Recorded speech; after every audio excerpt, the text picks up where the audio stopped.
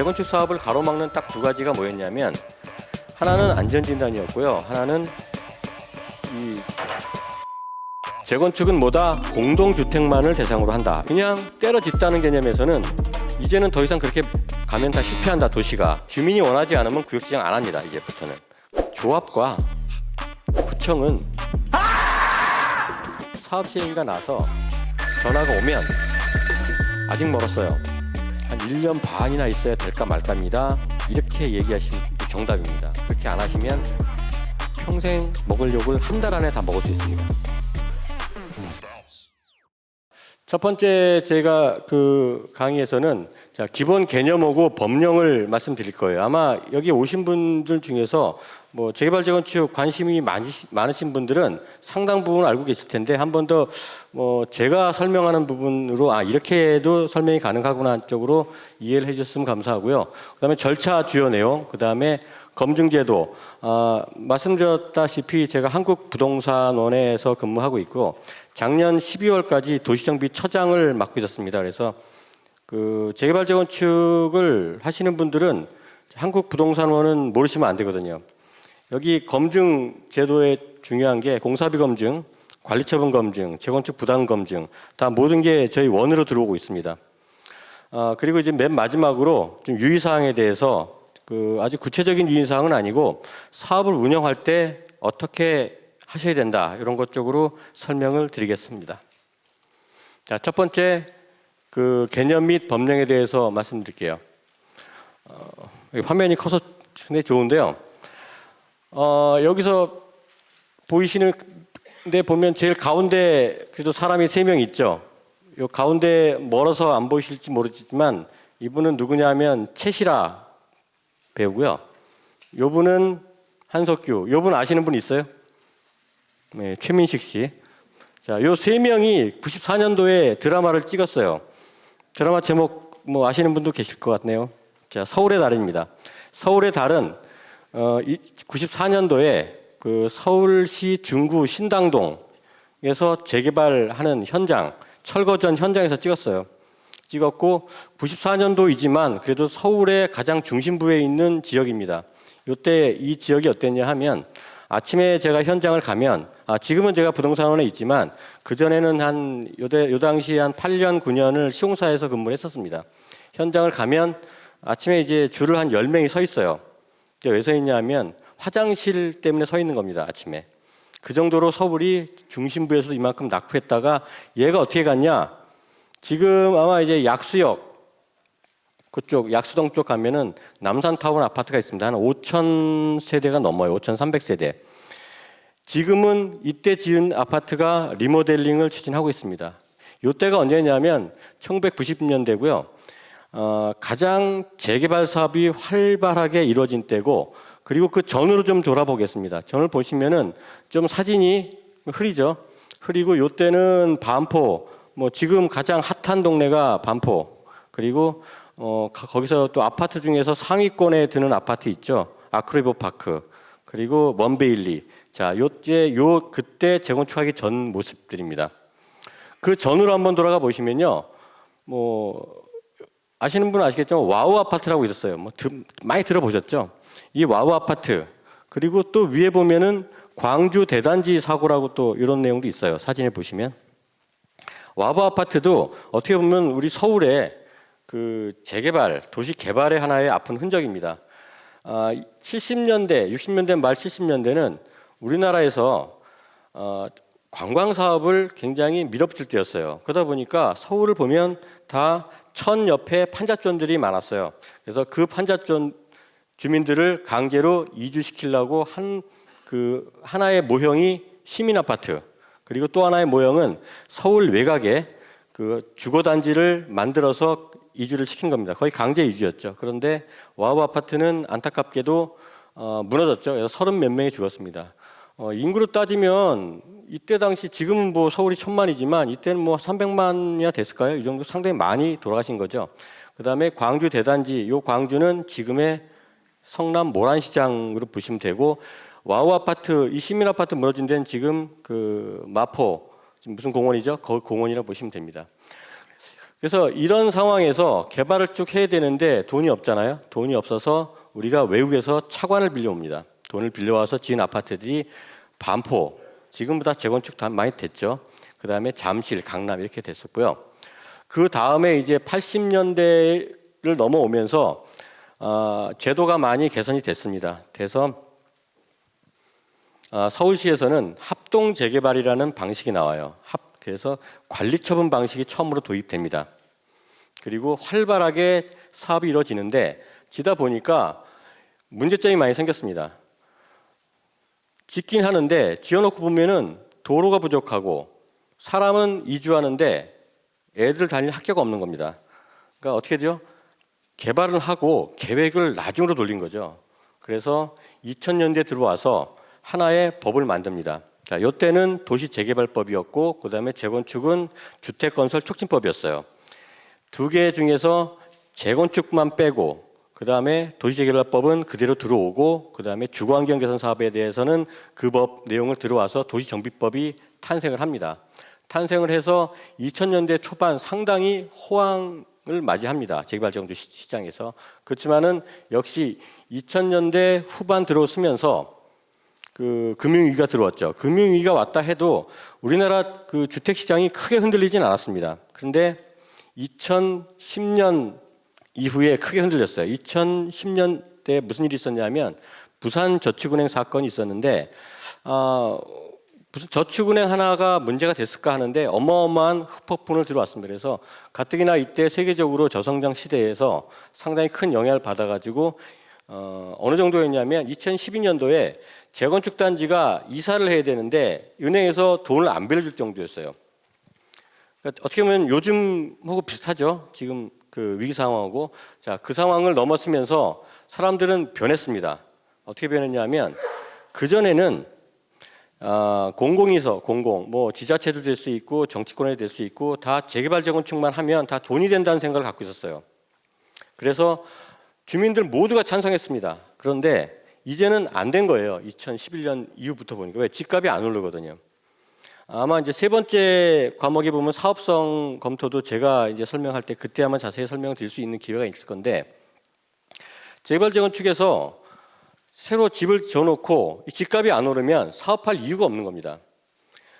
예를 들어 가지고 아까 얘기했던 뭐 반포의 아크로비오 파크, 먼베일리, 자, 그 아파트들 주민들이 많은 이익을 봤어요. 이익을 봤는데 물론 재건축 부담금도 피해가고 여러 가지 그런 혜택도 많이 봤는데 그거 다 차지하고라도 이익을 분담금을 적게 냈기 때문에 봤을까요? 아니면은 다른 이유일까요? 분담금은 사실은 굉장히 적게 냈어요. 그러니까 거의 강북권에서 재개발 재건축 할 때 32평 아파트를 철거하고 그대로 32평 아파트를 입주할 때 내는 돈이 한 2억 이상입니다. 분담금이 보통. 강남은 그보다 훨씬 싸요. 1억. 아마 둔천도 실제로 분담금이 굉장히 낮았습니다. 원래는 이제 이번에 둔천 사태 나기 전에 조합원 평균 분담금은 거의 5천만 원 이하였어요. 그런데 자, 그렇다고 5천만 원 가지고 5천만 원 남들보다 한 1억 이상 덜 냈기 때문에 만족감이 있었을까요? 그거보다는 다른 게 있었어요. 집값이 엄청나게 올랐습니다. 말도 못하게 올랐죠. 그래서 정부 입장에서는 이것 때문에 주택 문제를 얘기하고 모든 원인은 어디로 돌렸습니까? 재건축으로 돌릴 수밖에 없죠.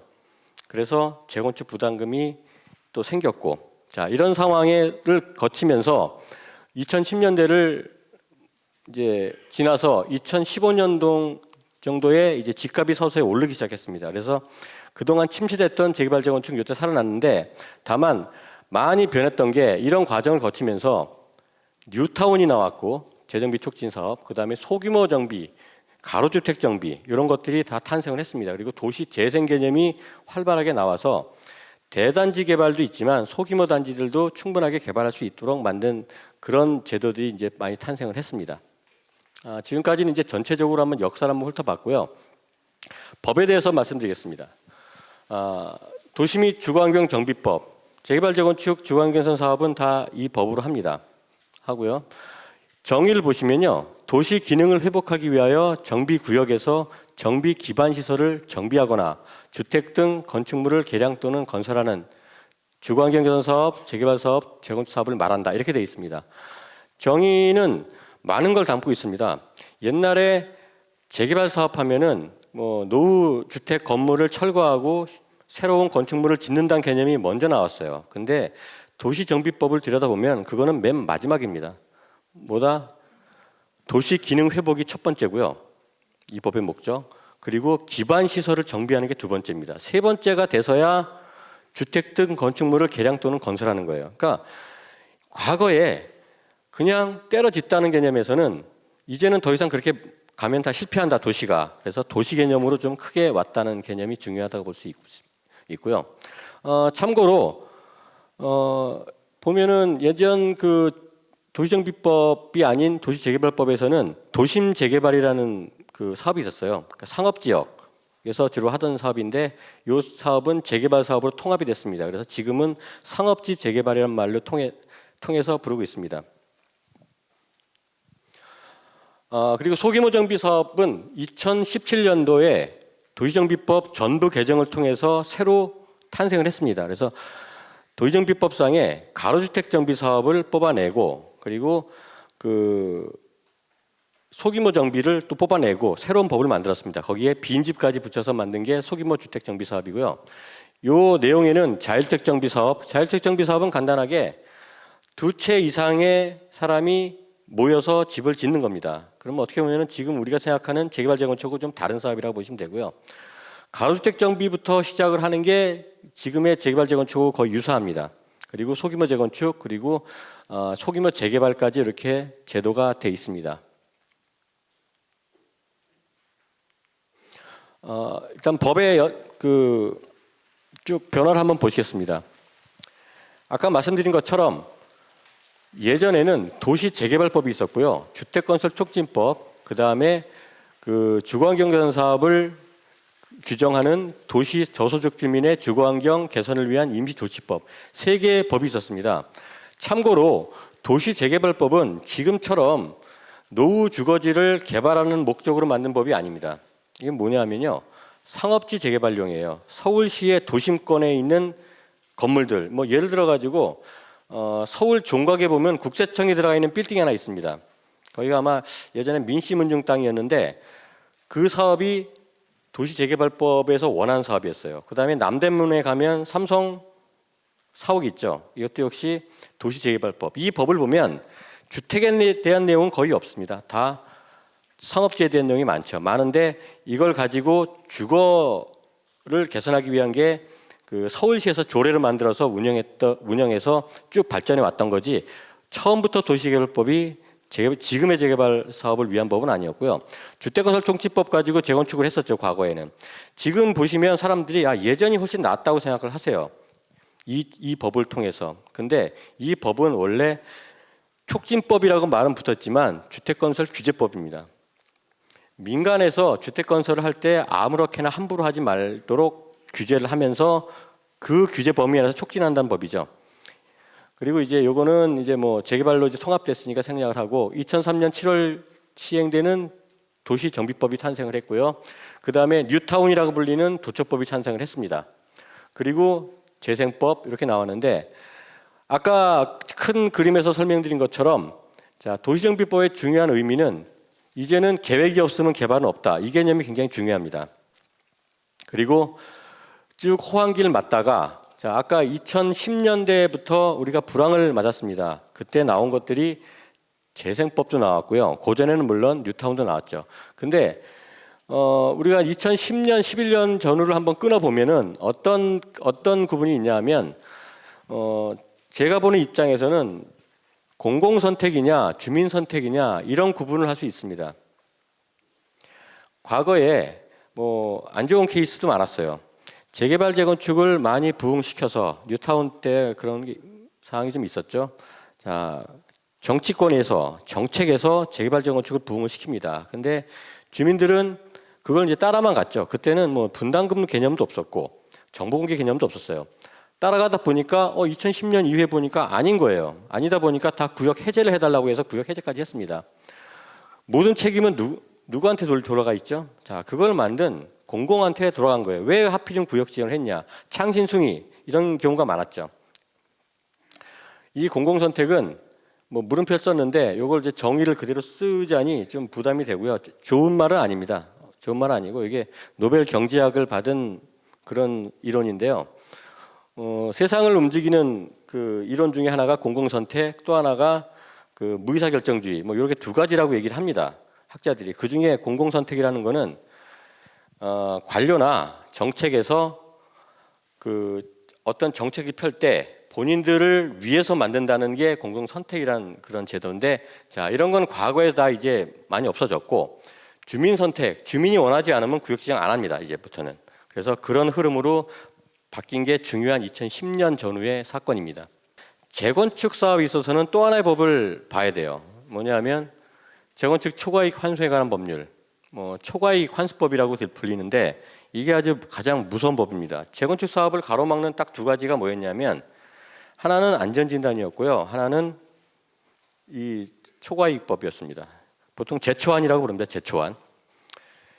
이 법 때문에 안 됐고, 이 법의 이제 가장 큰 무기는 뭐냐면 초과이익이 개인당 1억 1천만 원 이상이면 50%를 가져간다는 겁니다. 뭐 가져가서 정부가 다 쓰는 것도 아니에요. 해서 다 뿌립니다. 또 뭐 지자체 중에서 그 정비 여건이 안 좋은 데는 그쪽으로 보조금을 쪽으로 다 뿌립니다. 근데 당하는 입장에서는 너무 아파요, 이게. 이건 뒤에 한번 나올 거니까 그때 한번 설명을 드리겠습니다. 다만 지금 국회에 계류 중인 내용은 작년 9월 28일 날 발표를 했죠, 정부가. 요거 1억 원 초과에서 50% 가져간다는 거를 1억 원이 아니라 지금 3억까지로 올려가지고 올려놨습니다. 지금 3천만 원 초과되면은 이때부터 부과 대상이 되는데요. 요 3천만 원부터 1억 1천만 원이 이게 언제적 금액이었을까요? 2006년도였어요. 2006년도에 초과이익법이 나오면서 그때 설계된 어떻게 보면 과세 기준입니다. 근데 15년 이상이 됐는데 물가는 2배 오르고 아파트값 상당히 올랐죠. 근데 그대로입니다. 그래서 이런 부분들을 개선하고 그다음에 장기 보유자, 뭐 실수요자에 대해서 혜택을 준다는 내용으로 지금 올라가 있는데 뭐 좋은 결과가 있었으면 합니다. 또 도시정비 이제 그 법에서 조금 그 필요한 내용은 설명을 다 드렸고, 도시정비법 종류부터 좀 살펴보겠습니다. 자, 주거환경 개선 사업, 그 다음에 재개발 사업, 재건축 사업, 뭐 이게 복잡한 내용들이 있는데 다 필요 없고요. 재건축은 뭐다? 공동주택만을 대상으로 한다. 이것만 아시면 되고, 주거환경 개선 사업하고 재개발 사업은 둘 다 노후 단독주택지가 공통점이지만 노후도를 보면 이렇게 됩니다. 이렇게 아주 열악한 데는 주거환경 개선 사업, 덜 열악한 데는 재개발, 덜 열악하면서 공동주택은 재건축, 이렇게 구분하시면 편합니다. 그리고 시행 방법은 재개발 사업하고 재건축 사업은 거의 다 관리처분 방식으로 하고요. 대부분 조합 방식입니다. 조합을 설립해서 사업을 시행을 합니다. 그런데 주거환경 개선 사업은 요거는 토지 수용이 대부분입니다. 다만 최근에 한 10년 전부터 주거환경 개선 사업에 대해서는 보통 시행하는 주체가 LH나 지방공사인데 재정적으로 어렵습니다. 그 토지 수용비를 다 지불하기에는. 그래서 여기도 관리처분 방식으로 많이 전환되고 있다. 이렇게만 아시면 됩니다. 소규모 정비 사업은 아까 말씀드렸죠. 자율주택 정비 사업은 굳이 아실 필요 없어요. 뭐 이거는 거의 그 2채, 3채, 뭐 15채 이렇게 모아서 하는데 많지는 않고요. 10가구 미만. 가로주택 사업은 제목 그대로 가로 범위 안에서, 가로라 하면 통상 6m 도로로 둘러싸인 그 안에서 개발을 하는 사업이고요. 왜 가로 안에서만 묶냐? 가로 안에 묶는다는 거는 이거를 지음으로 인해서 이거로 인한 정비 기반 시설 부하를 다른 지역에 안 준다는 거거든요. 소규모. 그래서 이런 지역에 대해서는 그 가로주택 종변의 가로를 유지하며 소규모로 주거환경을 개선하겠다, 이런 내용이고, 통상 20가구 이상으로 합니다. 그리고 소규모 재건축 사업은 이것도 정비 기반 시설이 양호한 공동주택 재건축인데, 통상 이것도 뭐 좋은 거는 뭐 안전진단이라든가 이런 쪽에 혜택이 있죠. 근데 절차적으로는 요 사업이나 도시정비법상의 재개발 지원과 크게 다르지 않습니다. 다만 추진위원회 설립 안 해도 되고, 그리고 관리처분 인가 안 받고 사업 시행 인가로서 관리처분 내용을 반영할 수 있다. 이 정도가 다릅니다. 소규모 재개발 사업이 이제 신설됐습니다. 신설됐는데 실제로는 이거는 준공업 지역이나 그 역세권 등에 해당하는 거기 때문에 지금 현재 법으로 그 시행되고 있는 역세권 개발법 여기하고 약간 중복되면서 연관성이 있습니다. 근데 아직은 교통 정리가 안 됐어요. 이미 이제 이게 법만 돼 있고요. 그다음에 소규모 주택 관리 지역, 뭐 글자도 길고 어렵죠. 어려운데 많이 들어보셨을 겁니다. 모아타운, 모아주택, 모아타운이 서울시의 모아타운이 여기하고 같은 개념이라고 보시면 되고요. 10만 제곱미터 이내에서 가로택 정비 사업 여러 개를 묶어서 하나의 단지가 됐으면 좋겠는데 단지는 아닙니다. 단지 개념만 입힐 수 있는 그런 사업이라고 볼 수도 있고 상당히 많은 인센티브를 부여합니다. 다들 아실 내용이지만 한번 나열해 볼게요. 이번 시간이 좀 개요 시간이기 때문에 자, 정비 사업에는 어떤 업체들이 참여하는 걸 한번 보실 필요가 있습니다. 자, 시공사부터 해서 뭐 철거까지, 그다음에 분양까지 쭉 한번 날개 봤는데 지금 보면은 뭐 한 8개 파트로 나누는데 실제로 정비 사업을 시행할 때 조합에서 계약을 해야 되는 업체 수는 한 40개, 50개가 넘습니다. 넘은데 좀 그 세세한 건 다 생략하고 한번 보겠습니다. 시공사는 보시면 뭐 8개에서 10개 정도가 시장을 주도한다고 돼 있는데 그 외의 회사는 잘 안 보이죠? 많이 하지 않습니다. 하지 않을까요? 아니면 못할까요? 뭐 둘 다 같은 개념이라고 볼 수 있는데 못하는 개념도 있어요. 자, 우리나라에 재개발 재건축 통상 현장 얘기하면 2,000개 정도 얘기해요. 그중에 500세대 이상도 한 1,000개는 넘어갑니다.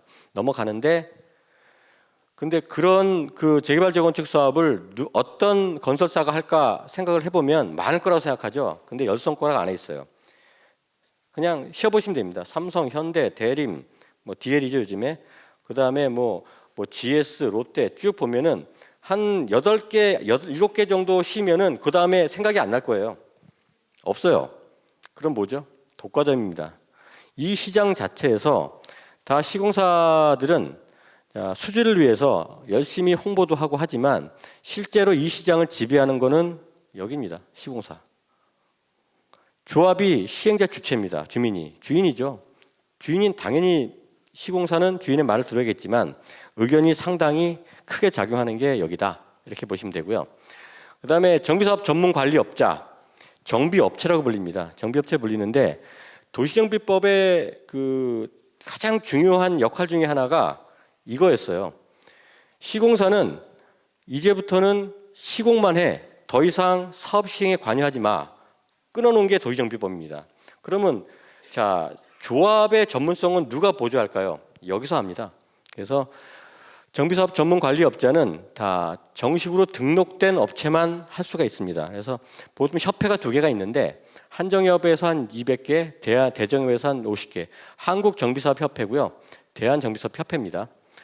여기서 이제 하고 그다음에 조합은 추진위부터 해서 입찰로서 뽑게 돼 있습니다. 그리고 설계, 집을 지려면 설계 회의죠. 설계는 과거 그 재개발 재건축 시장에서 중소업체들이 많이 참여를 했고요. 최근에는 뭐 상당히 큰 업체들도 많이 참여를 하고 있습니다. 그리고 도시계획 업체가 있고요. 그 외에 교통, 환경영향 평가, 각종 인증 관련해 가지고 모아놓으면 아까 말씀드렸죠. 40개에서 50개 정도의 업체들이 이 사업을 위해서 한 개 사업을 위해서 들어오게 돼 있습니다. 그러면 그런 40개에서 50개를 누가 관리하냐?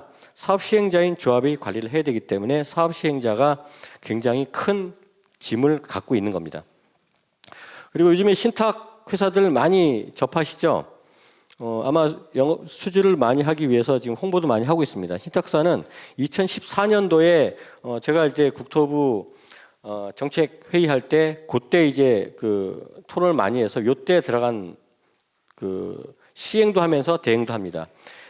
통상 한 부동산 신탁사 14개 정도, 국토부로부터 인가받은 14개 회사 정도가 여기 참여를 합니다. 뭐 한토신, 한국토지신탁, 한국자산신탁, 대한토지신탁, 코람코, 무궁화, 뭐 그 외에도 KB부터 해서 많이 있습니다.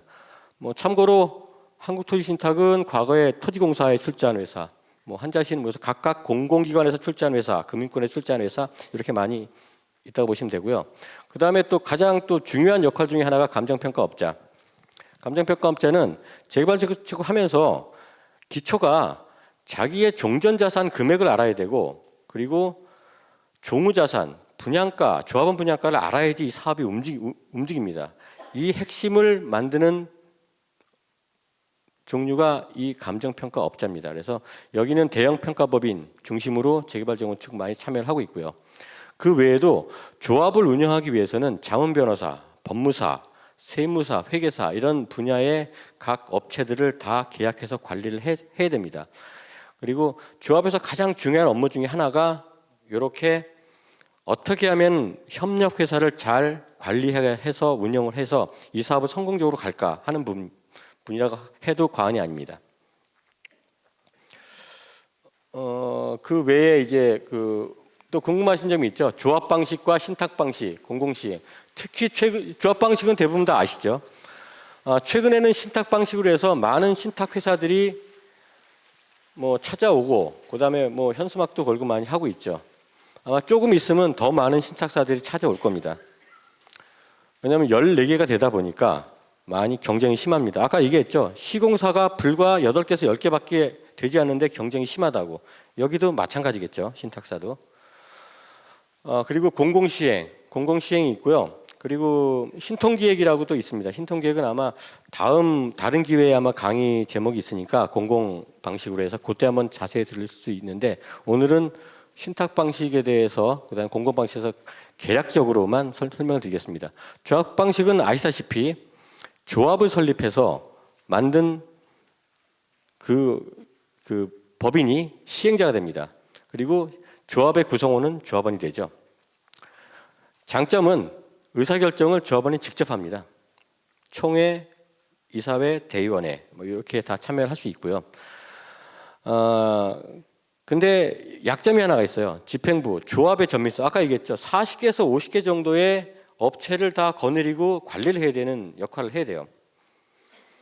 전문성이 없고 조직력이 없는 경우에는 굉장히 쉽지가 않습니다. 근데 또 열심히 하면은 최고의 효율을 낼 수 있는 게 조합입니다. 그래서 집행 능력 부재시 굉장히 지연 요소가 될 수 있고, 사업비 조달에 좀 문제가 있어요. 물론 여긴 서울이기 때문에 서울시 기금 대출이 돼서 좀 낫죠. 근데 서울을 벗어나는 순간 이 사업비 조달 문제 때문에 신탁사를 선택하거나 공공을 선택하는 경우도 많습니다. 장점은 말씀드린 것처럼 조합의 전문성이 있으면 가장 효율성 높은 사업을 할 수 있습니다. 두 번째, 신탁. 자, 신탁사업 아까 14개 말씀드렸죠. 신탁사. 토지증 소유자 또는 조합원 동의에 따라서 사업 시행자로 맡기는 겁니다. 사업을 시행자한테. 그래서 의사결정을 누가 하냐? 조합원은 시행자가 아니에요. 맡긴 사람이죠. 의사결정은 시행자가 해야죠. 시행자는 누구? 신탁업자. 그리고 맡겼을 경우에는, 시행자 맡겼을 경우에는 조합원이라는 지위는 없어요. 토지증 소유자가 되는 거죠. 다만 주민대표회의 등을 만들어서 중요한 안건, 시공사 선정, 설계사, 감정평가업자 선정 이런 경우에는 참여를 할 수 있습니다. 장점은 초기 사업비 조달이 용이하고요. 그 다음에 아무래도 전문적인 사업 관리가 되겠죠. 그리고 의사결정이 좀 빠릅니다. 근데 어디나 다 대가를 지불을 해야 됩니다. 수수료가 좀 많아요. 그리고 신탁 등기를 또 3분의 1 이상이 해야 됩니다. 그래서 이런 거부감 때문에 딱 봤을 때 토지증 소유자가 신탁에 대한 거부감이 많다 그러면은 뭐 차라리 다른 방식을 선택할 수도 있고, 그나마 금융권에 대해서 좀 적극적이다 그러면은 여기 또 가능합니다. 공공시행 경우에는 뭐 공공하면 LH, 서울이니까 또 SH 이렇게 보시면 되고, 직접 시행 또는 공동 시행 가능합니다. 그리고 이것도 역시 동의 받아야 되는 거고요. 의사결정 누가 하냐? 당연히 시행자가 하죠. 시행자 누구? LH 또는 SH가 시행자입니다. 그리고 장점 뭐냐? 초기 사업비 조달 똑같습니다. 그리고 공사비가 좀 싸요. 그렇다고 공사비가 싸다고 해서 우리가 옛날처럼 주공 아파트, 좀 영세한 아파트를 짓기 때문에 싸다 이렇게 생각하시면 안 되고, 다른 이유로 싼 겁니다. 최근에는 LH나 SH가 시행을 한다 하더라도 아파트 브랜드가 LH 아파트 이렇지 않습니다. 뭐 삼성이 지면 레미안, 현대가 지면 힐스테이트 이렇게 다 나옵니다. 인센티브가 있습니다. 대신 뭐든지 대가가 있죠. 자, 필요한 경우 임대 아파트를 또 더 많이 넣어야 되는 그런 대가가 있습니다. 똑같이 수수료가 있습니다. 뭐 신탁 수수료보다는 좀 낮겠지만 수수료가 있는데 다만 여긴 장점은 수수료를 지불함에도 불구하고 공사비를 그만큼 깎을 수가 있어요. 동일 품질로. 이런 장점이 있습니다. 근데 공공시행 거부감이 좀 커요. 그래서 왜 우리 아파트를 공공에서 하냐 이런 거 반대 의견이 많기 때문에 쉽지가 않습니다. 그래서 초반부터 신탁이나 공공시행은 주민들이 공감대가 이루어지면은 같이 함께 검토할 수 있는 그런 대안이라고 보시면 됩니다. 방금 공사비에 대한 얘기 나오는데 이렇게 보시면 돼요. 이 그림은 이제 통상 저희가 사업성 검토할 때 그 설명 많이 드리곤 하는데요. 자, 우리가 이 사업이 제가 예를 들어서 조합장이고 여기 계신 분이 다 조합원인데 우리가 하는 재건축 사업이 잘 끌고 가서 드디어 착공이 됐습니다. 착공한 다음에 금방 분양을 하겠죠. 분양을 하면 자, 계약금 10% 받죠, 통상. 그다음에 조합원도 추가 분담금에 대해서 이렇게 냅니다. 그래서 계약금 10%, 중도금 10% 6회, 그다음에 잔금 30%는 언제 입주하면서 냅니다. 내는데 시공자는 이 아파트에 대해서 공사비를 투입을 하죠. 어떻게 투입하냐면 초반에는 터파기 하고 그리고 또 이제 준비하고 골조 올라가기 전까지는 서서히 들어갑니다. 그러다가 공사비가 이런 식으로 들어갑니다. 중간이 갈수록 굉장히 많이 들어가고 골조가 다 끝나고 마감 단계 오면서 서서히 이렇게 줄어들게 되죠. 그러면 앞에 10% 분양 대금 가지고 공사비를 충당해야 되는데 이게 안 됩니다. 이 앞에 한 30에서 40% 사이에는 이거는 시공자가 자기가 부담을 해야 돼요. 부담을 하고 그러면 그 다음부터 돈이 들어오기 시작하면 그때부터 조금 이제 이게 공사비의 조달이 순환이 되는 겁니다. 그러면 일반 시공사 입장에서는 돈은 분양이 돼야 그때부터 받죠. 그럼 어차피 자기가 부담을 해야 되면 이건 어떻게 할까요? 공사비 안에 녹여 놓습니다. 그래서 평당 600만 원, 700만 원, 800만 원 하면 이런 금융 비용이 다 들어갔다고 보시면 돼요. 공사비 안에는. 근데 아까 공공에서 할 경우는 공공은 시공자한테 어떻게 주냐면 기성불로 줍니다. 요만큼 공사했으니까 요만큼 주고 요만큼 주고 얘랑 보면은 똑같이 이게 회수하는 금액 비율이라 치면은 이쪽이 훨씬 금융 손실이 없습니다. 그래서 공공재개발이 공공이 시행하는 경우에 공사비를 더 낮게 지불할 수가 있는 거예요. 그러면 그 돈은 누구나 대가가 있는 거예요. 공공기관은 공공기금을 운영하기 때문에 그 기금으로 운영이 가능한 겁니다. 이게. 그래서 공사비에 대한 내용 그래서 이런 차이가 있고 요 말 나온 김에 우리가 선분양 후분양도 얘기가 많이 나오죠.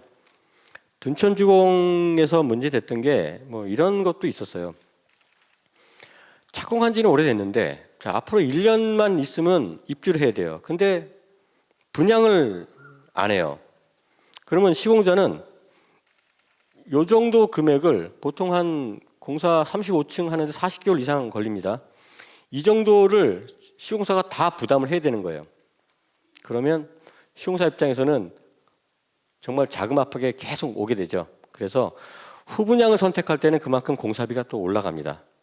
실제로 상당히 한 10% 이상 올라간다고 봅니다. 지금 금리로.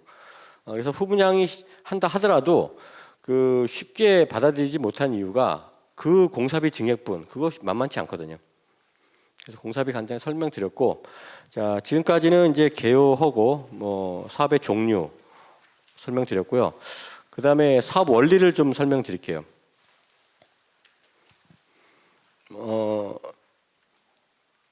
제가 땅 100평에 건물 100평을 갖고 있는 이제 토지 등 소유자라고 봤을 때 집이 오래돼서 이제 새로 건물을 짓고 싶습니다.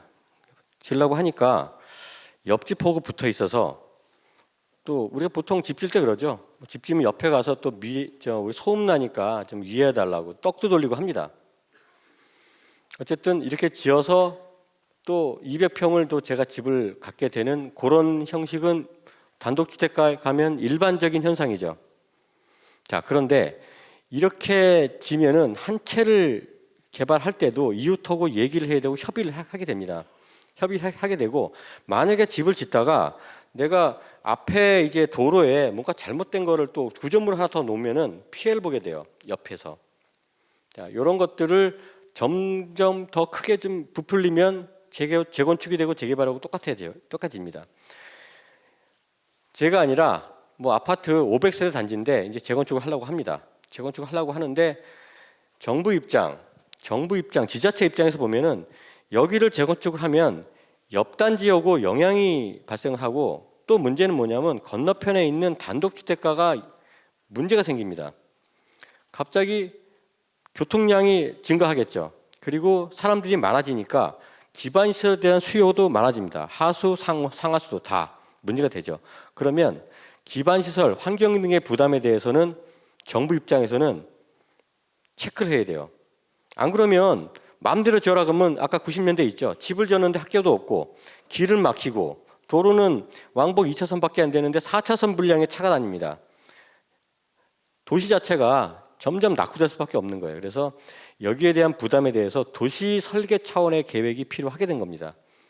그래서 많은 환경영향평가, 건축심의, 도시계획심의 이런 것 때문에 나온 거예요. 집 하나 짓는데도 불구하고 이렇게 하는데, 그래서 재개발 재건축 한다 하면 당연히 이거 인허가 좀 없었으면 좋겠다. 그럴 수는 없어요. 인허가라는 거는 특히 이제 민감한 게 있죠. 기부 체납. 왜 공원 한다고 500평을 내띄워줘야 돼? 그리고 도로 확폭을 왜 우리 쪽에서 완화차는 확폭을 해야 돼? 왜 하겠습니까? 이거는 그 단지를 위해서 하는 게 아니고 주변을 위해서 하는 거라고 보시면 돼요. 통상 제가 이제 도시계획위원회 과거에 이제 보면은 주민분들하고 부닥치는 경우가 있어요. 공원의 위치를 왜 여기다 하냐? 우리 재건축하면 필요한 데가 여긴데. 그러니까 오해라는 거죠. 그 공원은 그 단지를 위한 공원이 아니에요. 주변을 위한 공원이지. 이런 원리들로 이루어지는 사업이 재개발 사업이고 재건축 사업이다, 이렇게 보시면 되고요. 자, 다른 원리를 한번 볼게요. 자, 이거는 뭐 주변하고 이제 연관되는 원리고, 또 하나는 제가 이렇게 살고 있는데 이제 오래돼서 새로운 집을 짓습니다. 200평짜리. 당연히 이거는 뭐 사업 시행 인가나 사업 승인 대상은 아니고 건축 허가만 받으면 되죠. 건축 허가 받기로 했는데 저는 그냥 단순하게 집 주인일 뿐이에요. 제가 이거 진다고 콘크리트 타설하고 이럴 수는 없잖아요. 건축업자한테 갑니다. 지어달라고 합니다. 5억 달라고 해요. 짓는데. 누가 내죠? 제가 내죠. 내는데 생각해 보니까 5억만큼이 5억 가지고 지을 200평이 다 필요가 없어요. 저는 보니까 한 140평만 있으면 될 것 같은데, 요것만 내가 입주하고 나머지는 팔아달라고 합니다. 이거 팝니다. 5억 들었죠? 파는데 2억에 팔았어요. 제가 내는 돈은 얼마일까요? 140평 들어가는데 3억이죠? 이게 분담금이에요.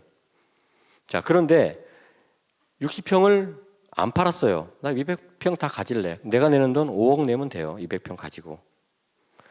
통상 이런 식으로 단독주택 다 철거하고 새로 짓죠.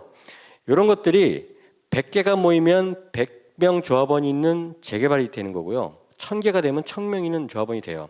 다른 게 하나도 없어요. 다만 아까 좀 전에 말씀드린 것처럼 주변에 부담을 주기 때문에 기부 체납도 해야 되고, 그리고 또 뭐 층수 문제 있으면 심의 받고 환경영향에서 영향평가 받고 다 이렇게 할 수밖에 없는 겁니다.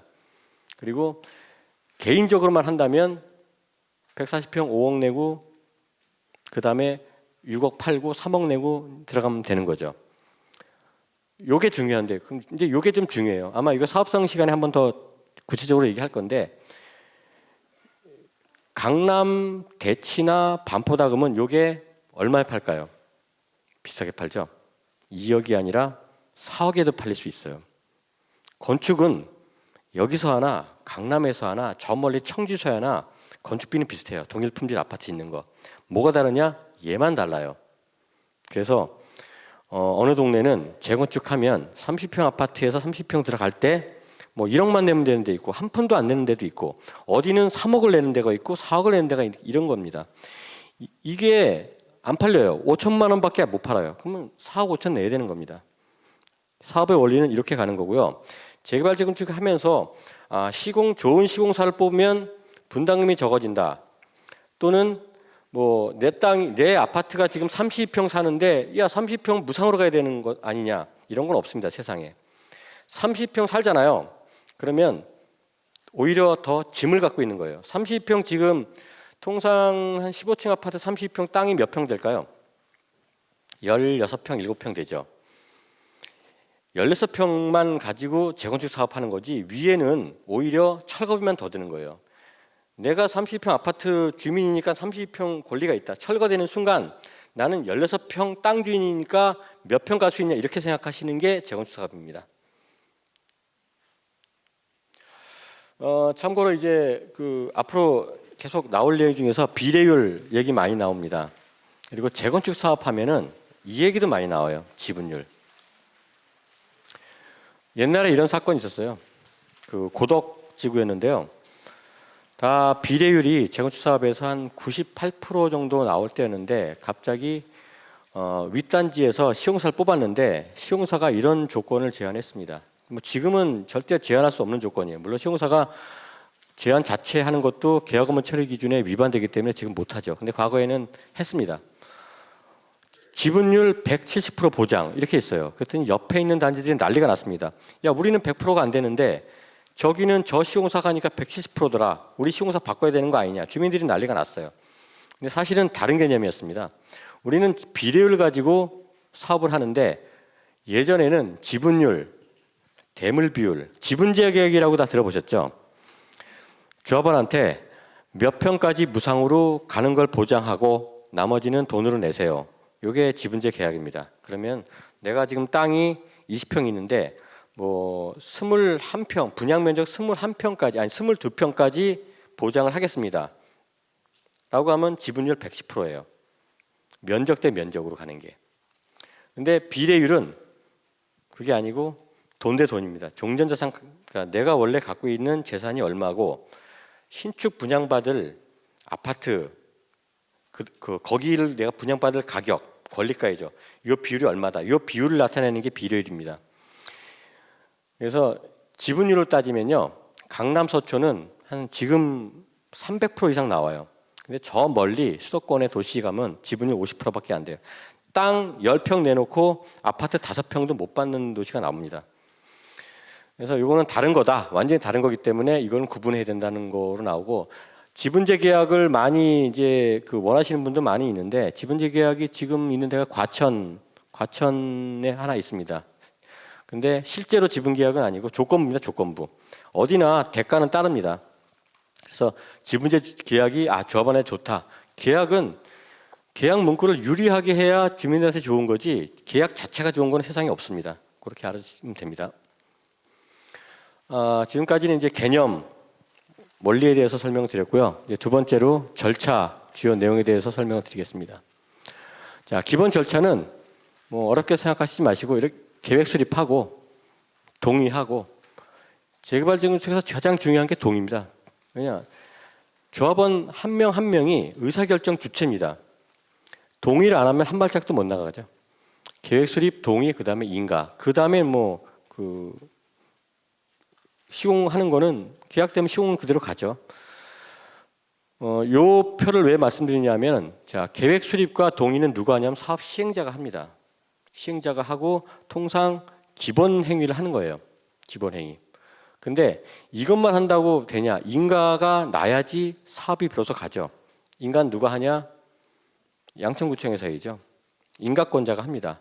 통상 인가나 승인에 대해서는 이 사업 시행자의 행위를 기본 행위라고 부르고요.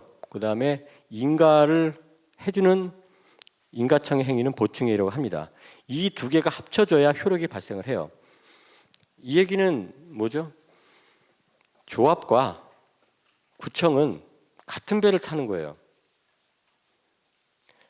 조합 설립 인가 이후에 구청하고 조합하고 싸우는 사례가 많아요.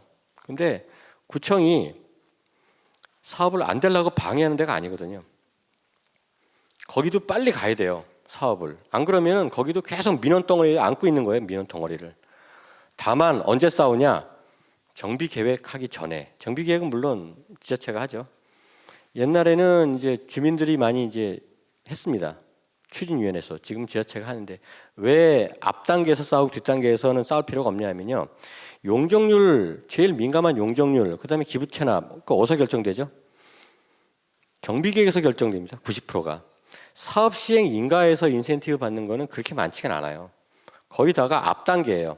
앞 단계에서 결정되고 그다음에 사업 시행 인가까지 가는 동안에 각종 심의, 평가 이런 것들을 통과를 해야 되는 겁니다. 그때도 지자체의 주무부서는 당연히 통과하기 위해서 노력을 하는 거고 왜 노력하겠어요? 지자체가 만든 구역이거든요. 사업을 하겠다고.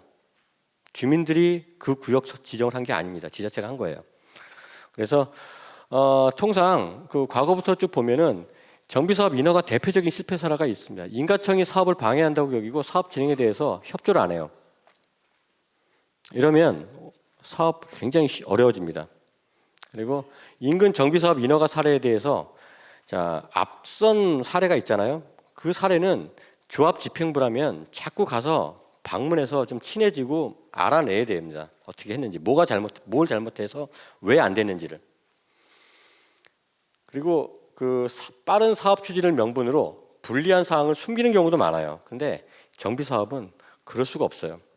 다 나오게 됩니다. 이런 세계 대표적인 사례에서 실패 사례가 많이 나오고 인허가가 실패하면 1년 뒤로 가고 또 2, 3년 뒤로 가는 거는 수도 없이 발생을 합니다. 통상 그 사업이 늦어진다. 그러면 조합의 의사결정 그다음에 민원 분쟁 때문에 늦어진다고 정책권에서는 얘기합니다. 실제로는 가장 중요한 거는 인허가입니다. 왜냐하면 관리처분, 사업시행 인가나고 관리처분 한 1년 이상 걸리거든요. 그거는 어떤 능력 있는 집행부가 와도 걸리는 시간은 절대적인 기간이에요. 2주 철거 절대적으로 걸립니다. 근데 인허가는 잘못 진행했다가는 굉장히 어려운 상황이 발생합니다.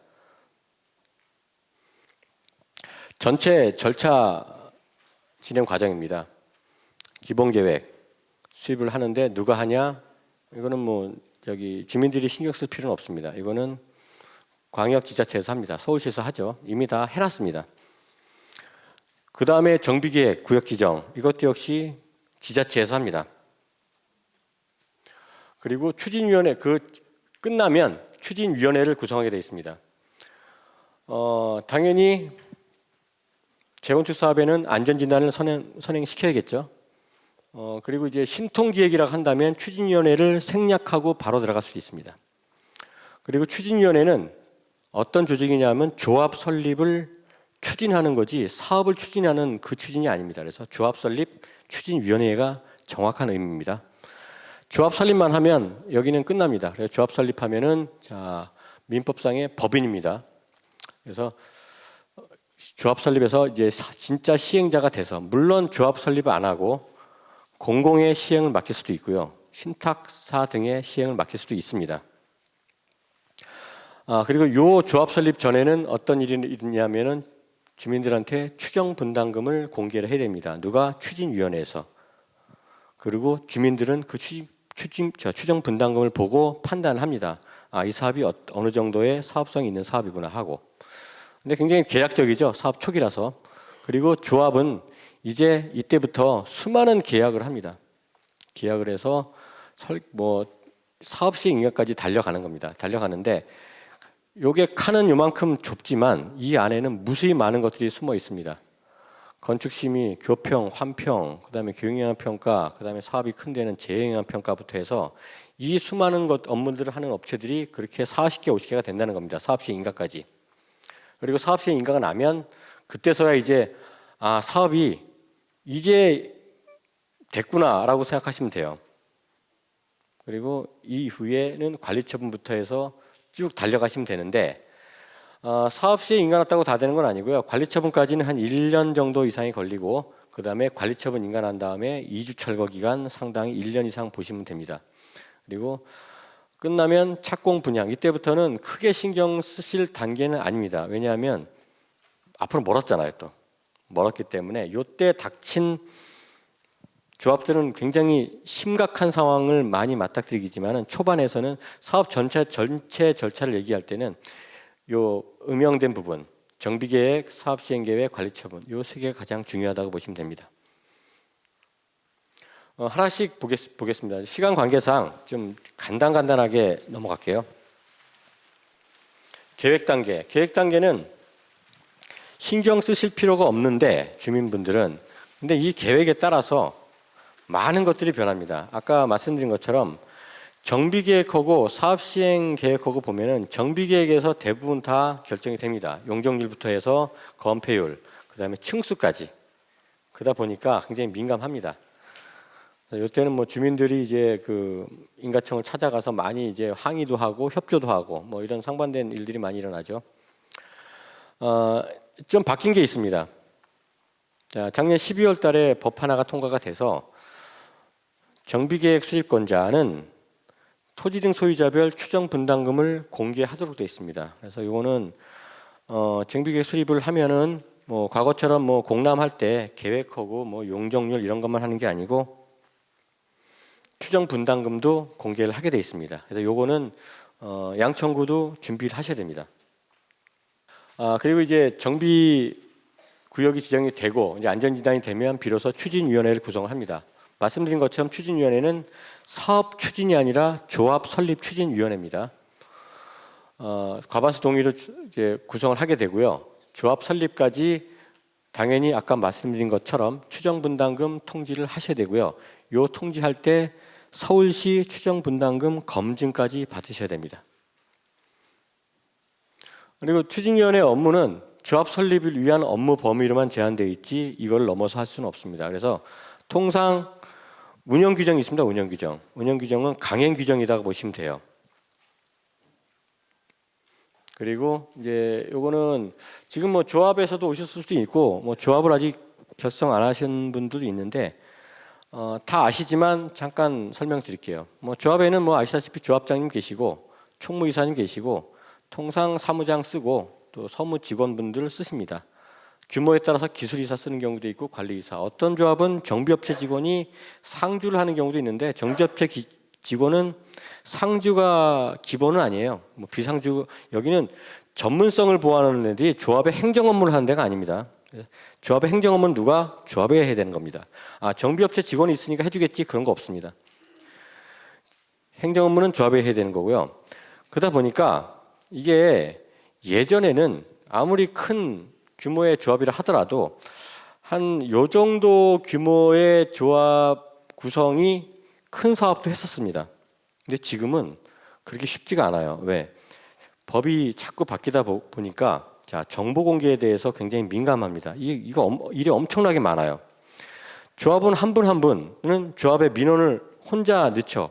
민원을 받는 사람 입장에서는 민원 하나 처리하고 뭐 하는데 다 그게 인건비와 비용입니다. 그리고 계약 업무 처리 기준 아까 얘기했죠.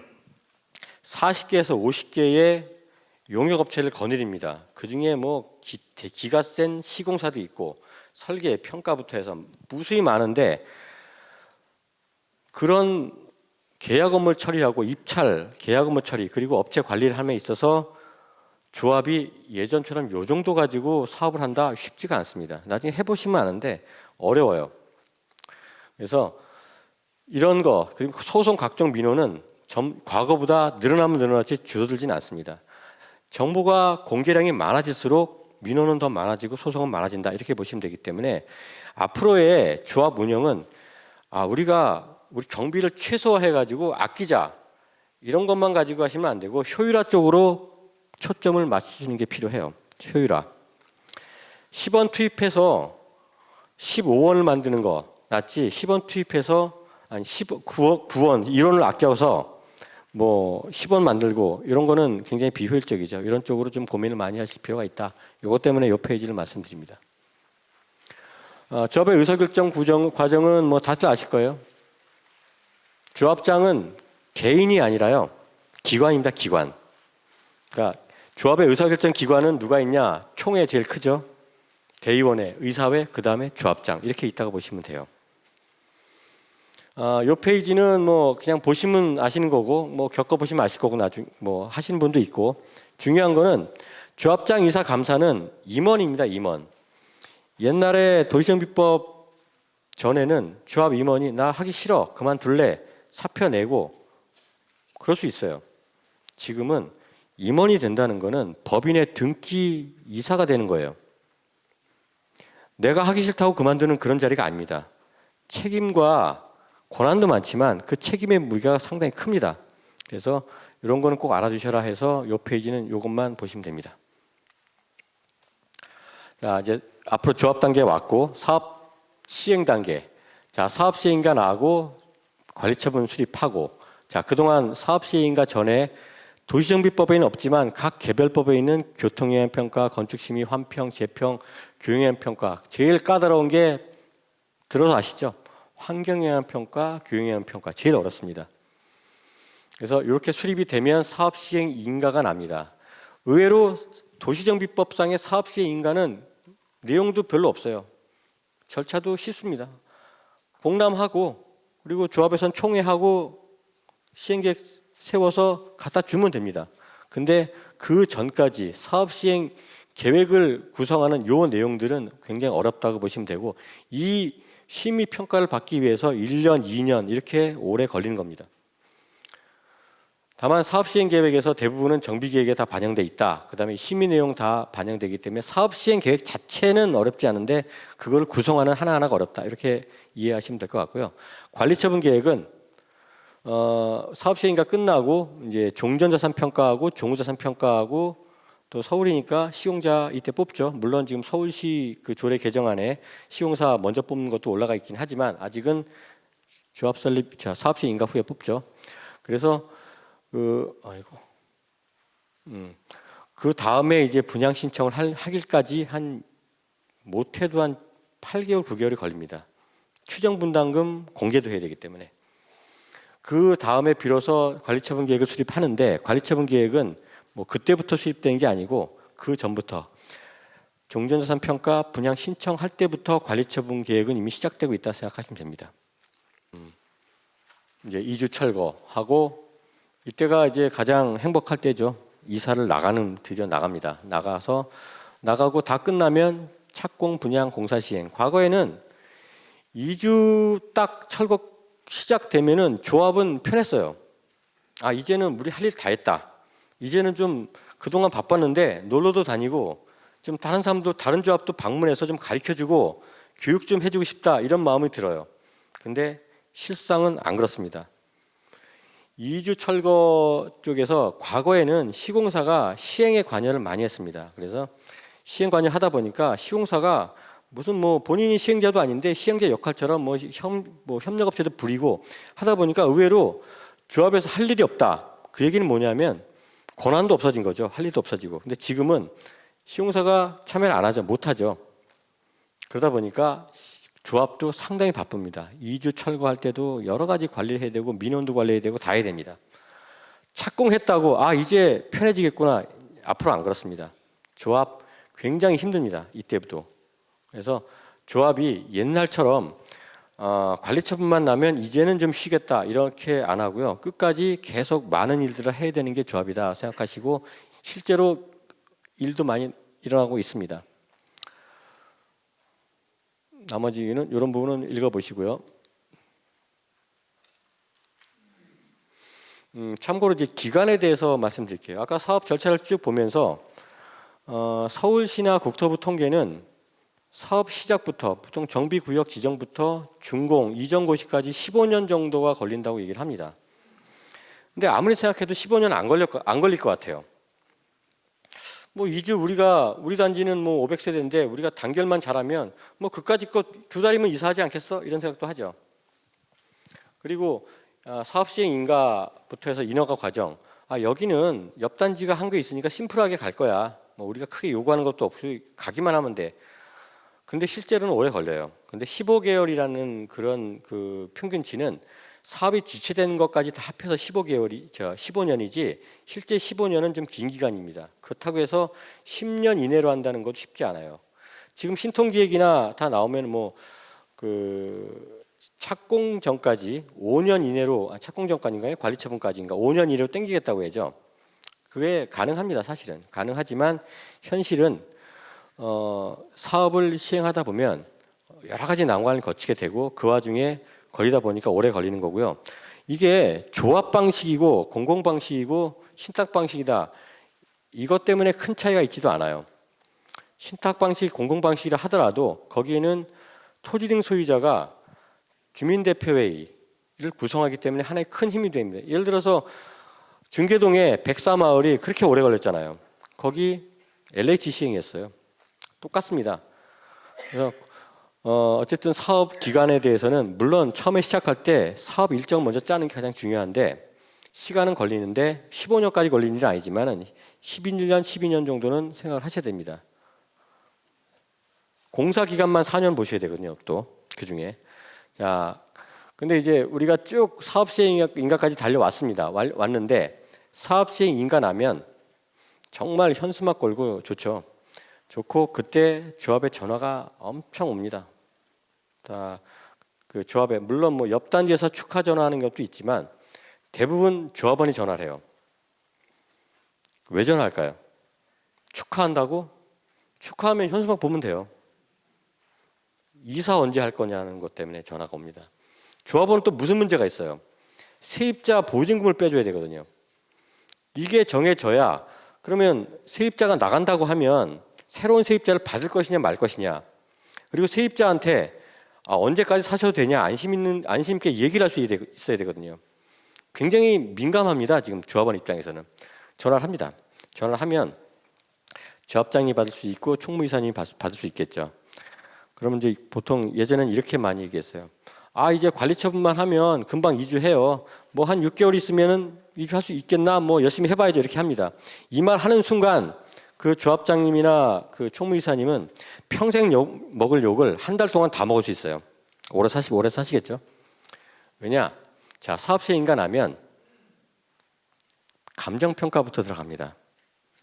감정평가 구청에서 뽑죠. 재건축은 조합도 하나 뽑습니다.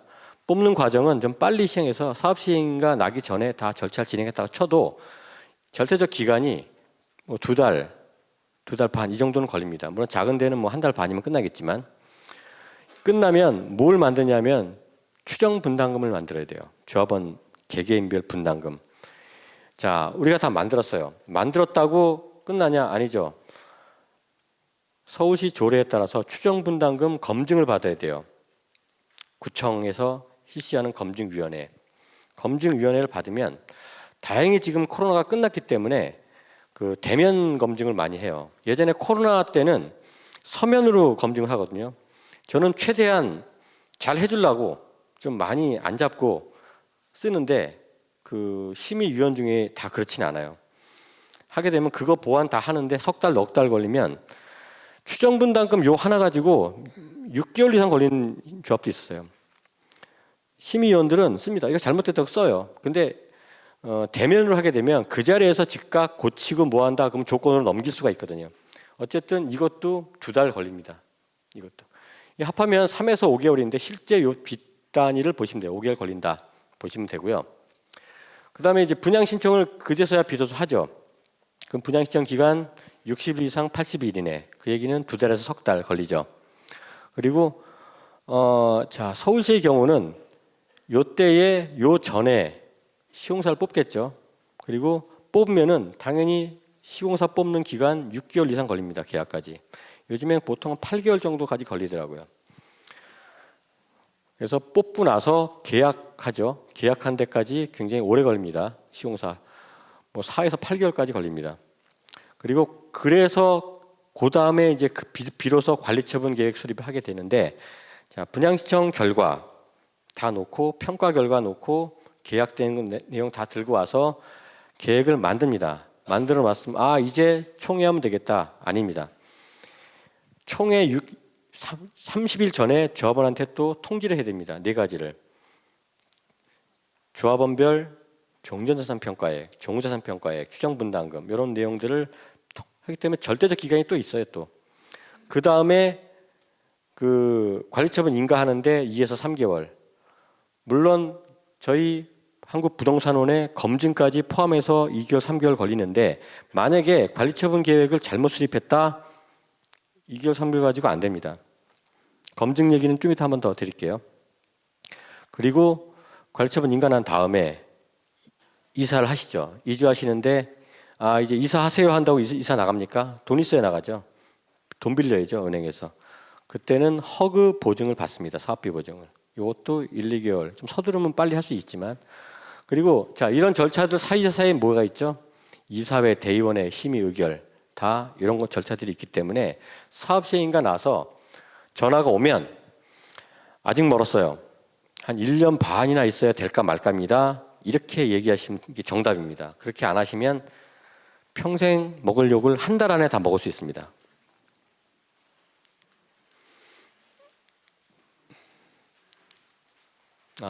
다음은 이제 맨 마지막 단계로 정비사업의 준공 입주. 이거는 뭐 제가 설명드려도 잘 안 들으실 거예요. 너무 멀리 있어서. 그래서 이거는 그렇다 이렇게 보시면 되겠습니다. 지금까지 이제 개념, 원리 그리고 각 절차별로 하나씩 말씀드렸습니다. 좀 딱딱한 얘기들인데 그 다음에 이제 검증제도, 공사비, 관리처분, 부담금, 추정분담금 이렇게 4가지를 검증제도로 지금 구성을 해봤고요. 자, 공사비 검증 아까 말씀드렸죠. 시공사는 10개인데 조합은 2,000개. 독과점이죠. 그리고 이제 공사비 검증 있기 전에 뭐 저는 시공사에서도 아까 얘기한 8년 9년 있었고요. 그 다음에 이제 한국부동산원으로 와가지고 뭘 했냐면 공공기관임에도 불구하고 도시정비법 초반에 정비사업 전문관리업자 정비업체로 참여를 했습니다. LH하고 그때 한국감정원이었죠, 이름이. 참여를 해서 각 현장들에 대해서 컨설팅 업무, 그러니까 정비업체 업무를 한 거예요. 업무를 하면서 많은 그 공사비 협상을 많이 진행을 했어요. 하면 시공사들은 공사비 불과 뭐 1,000억 올려달라는 그 조건을 가지고 뭘 갖고 오냐면 공문 하나에 딸랑 2장 갖고 옵니다. 이래리해서 1,000억 올려주세요. 그러면 이제 그거 가지고 올려줄 수가 없죠, 조합은. 그래서 시행자인데 그거 가지고 1,000억 올려주면 몰매 맞죠, 조합원들한테. 그래서 다시 욕을 합니다. 구체적인 자료 달라고. 안 주죠. 절대 안 줍니다. 그리고 또 시공사의 특징 또 하나가 뭐냐면 사업 시행 인가가 나고 그러면 이미 설계가 나왔어요. 나왔는데 공사비 본계약서를 위한 공사비 증액 공사비를 안 갖고 옵니다. 물어보면 견적 중입니다. 아직 결제가 안 돼 있습니다 해서 언제까지 안 갖고 오냐면 분양 신청이 끝날 때까지 절대 안 갖고 옵니다. 왜 그러죠?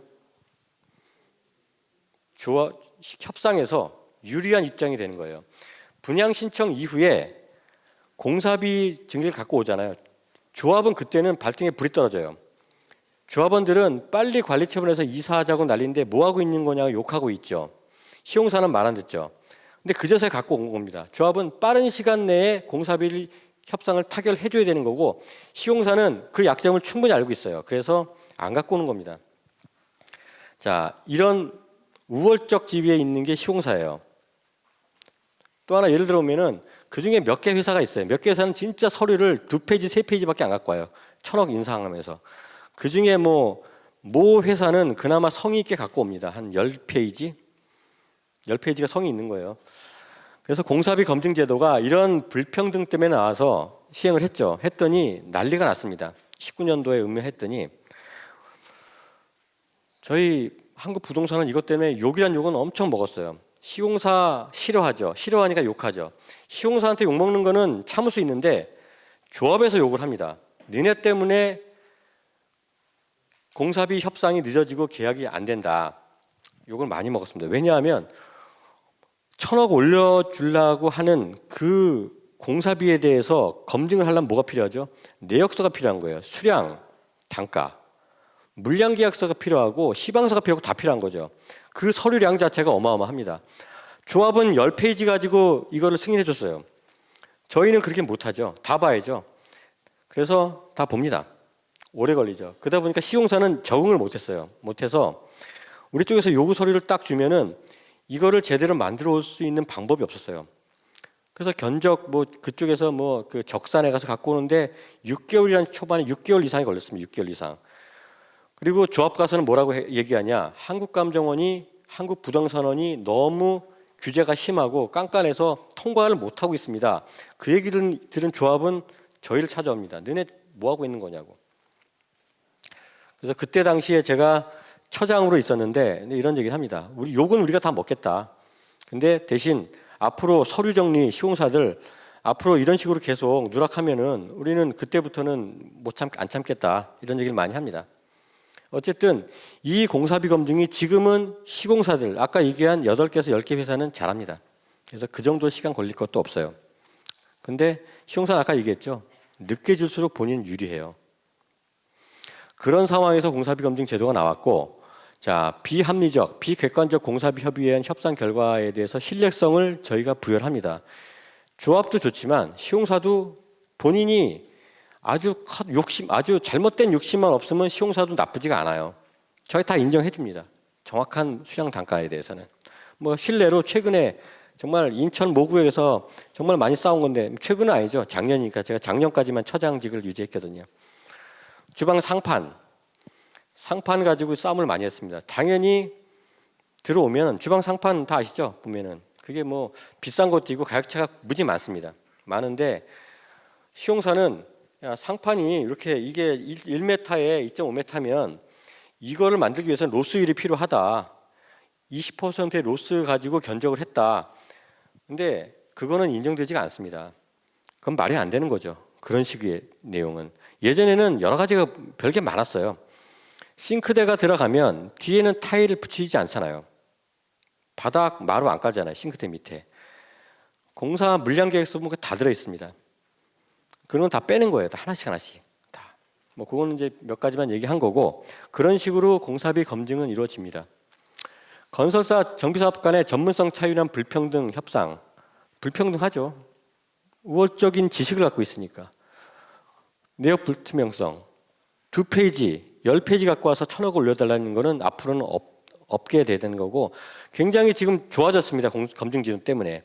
검증 의무화가 안 된 현장이라 하더라도 시공사가 충분히 검증을 대비해서 준비해 놓습니다. 그래서 제도는 초반에 저희가 욕은 많이 먹었지만 그나마 정말 좋은 제도로 이루어졌구나 생각을 합니다. 대상은 요건 읽어보시면 되고 그 다음에 관리처분 검증. 자, 관리처분 검증은 제가 2015년도에 원래는 2012년도에 도시정비법에 있었던 내용인데 2015년도에 그 재설계를 했습니다. 이 검증 제도를 제가 직접. 왜냐하면 사업시행 인가 나기 전부터 그 다음에 관리처분 인가 굉장히 큰 인가를 구청 담당 주무관님은 업무를 해요. 조합원 입장. 자, 근데 아까 보니까 뭐 양천구에도 60여 개의 재개발 재건축 대상지가 있다고 하더라고요. 60여 개 중에서 한 구역당 한 명씩만 하루에 연락을 하면 어떻게 될까요? 일은 못해요. 그래서 통상 저도 이제 구청 인허가를 저도 예전에 많이 했기 때문에 많이 뛰었기 때문에 이제 많이 알죠.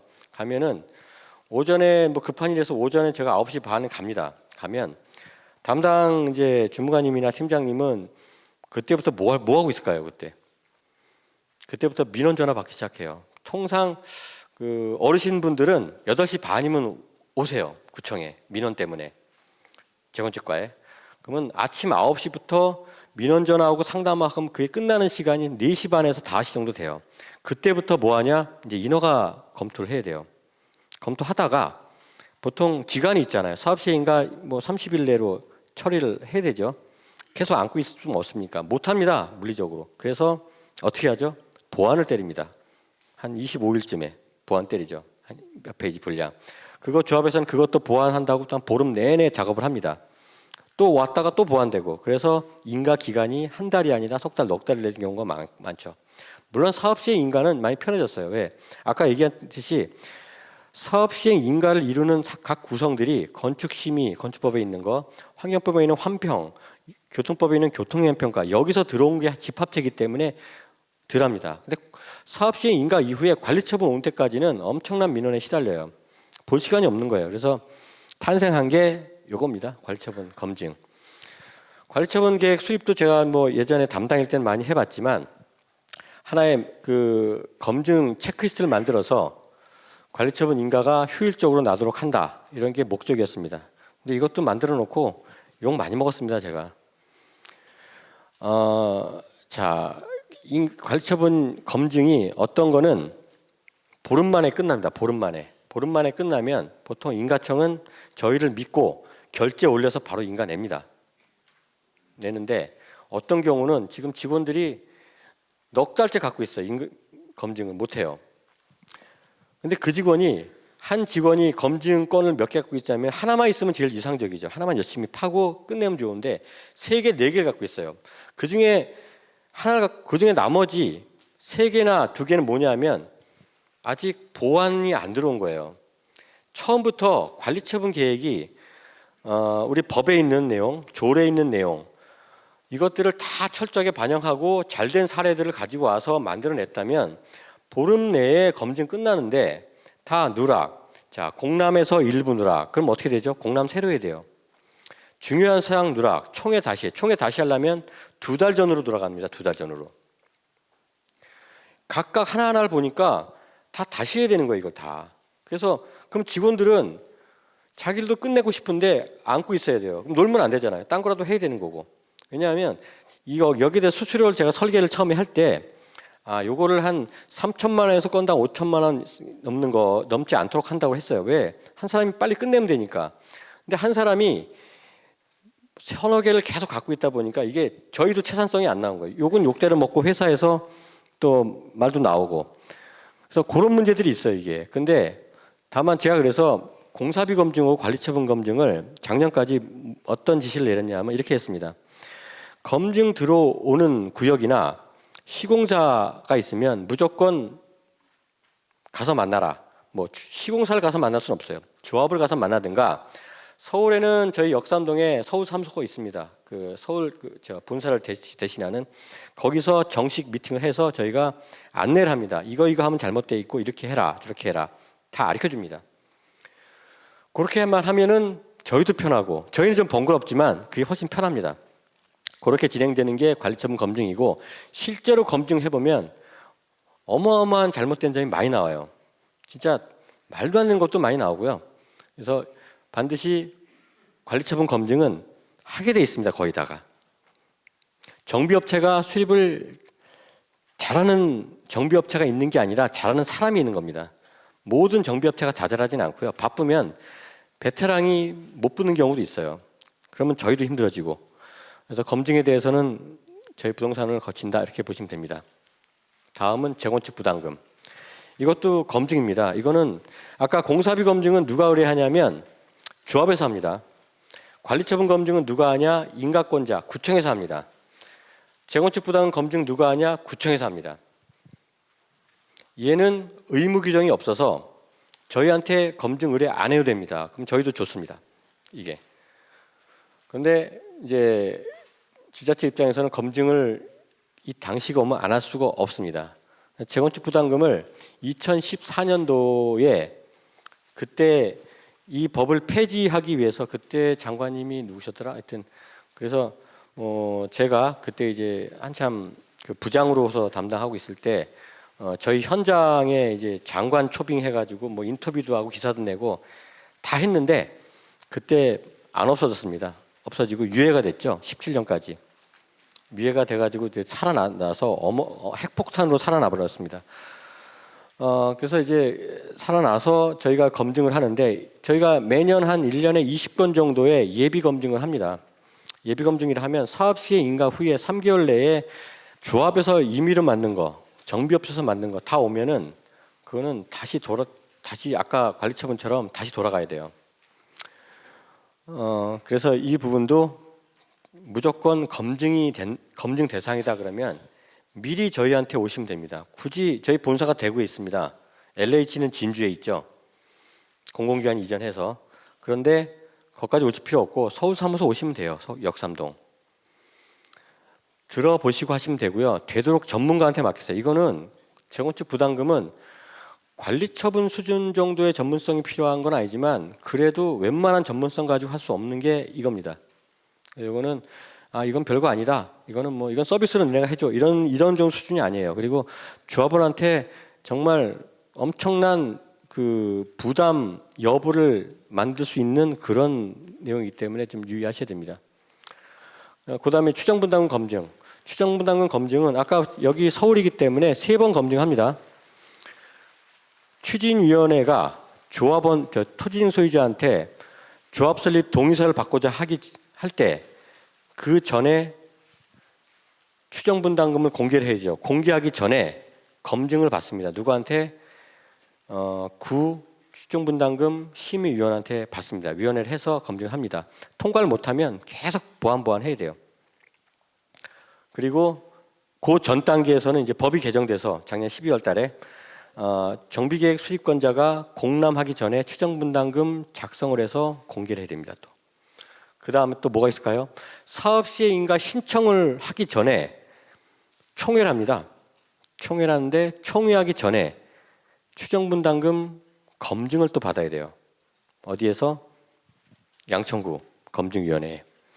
맨 마지막으로는 분양신청. 자, 사업시행연하고 감정평가 다 했죠. 분양신청 통지하기 전에. 그래서 총 3번의 검증을 받으신다 이렇게 보시면 되고, 그 다음에 검증은 한국부동산원에서 하는 경우도 있습니다. 이거는 서울시 외 지역에 대해서는 필요한 경우에 의뢰가 가능합니다. 나머지는 이제 유의사항입니다. 앞선 내용들은 다 전체를 한번 훑어낸 건데 그 다음 강의 때 나오는 강론에서 또 구체적으로 나오기 때문에 그때 한번 더 보실 기회가 있고, 제가 오늘 좀 간단한 거지만 설명을 드릴 내용은 이 5가지입니다. 유의사항. 왜 오래 걸리냐? 모든 용역의 대가, 조합 시행자한테 필요한 능력, 그 다음에 실태 점검 주의하시라는 거, 의사결정 방법. 이거는 제가 뭐 어디 책에 있는 건 아니고요. 시공사도 있어 봤고, 그 다음에 정비업체, 공공기관이지만 정비업체 입장에서도 사업을 관리해보고, 그 다음에 또 공공이기 때문에 각종 법 개정이나 제도를 만들거나 시행할 때 참여를 했고, 그리고 또 지금은 검증기관으로서 또 각 조합 운영이나 이런 걸 또 봤기 때문에 그걸 통해서 저희가 좀 말씀드리는 겁니다. 오래 걸리는 이유, 뭐 제가 최근에 아까도 말씀드렸듯이 국토회의 가면은 다 오래 걸리는 게 싸움 때문에 걸린다고 합니다. 조합의 무능력, 다 이렇게 해서 조합을 뭐 마치 뭐 나쁜 조직으로 이렇게 보는데 그렇진 않습니다. 수많은 조합 중에 일부 잘못된 생각을 갖고 있는 조합 임원들이 있죠. 뭐 최근에는 작년에는 부산에서 발생한 사건 때문에 골치 아팠는데요. 뭐 조합장님께서 본인의 인센티브를 한 240억을 요구를 해서 관리처분계획에 태웠습니다. 비용으로.